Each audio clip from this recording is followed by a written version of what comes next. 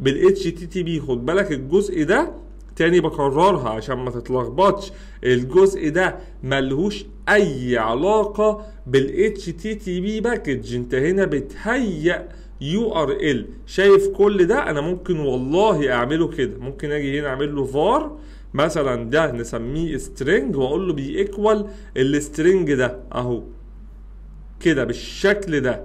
واجي دلوقتي لليو ار ال فروم التوب هيدلاين اعمل له برضه برنت اللي هو السترنج، هيديك نفس الريزلت بالظبط. يعني انا هنا عملت اتش تي تي بي اس دوت دوت او نقطتين فوق بعض، وعملت نيوز اي بي اي دوت اورج في 2 توب هيدلاين، عملت لها برنت. هي نفس فكره ان حضرتك تقول لي يو ار اي دوت اتش تي تي بي بنفس الطريقه دي. في النهايه خد بالك ال HTTPS دي اصلا فاكتوري بيرجع لك الجزء الخاص او الاتنين دول كونكات مع بعض. يعني انت لو وقفت هنا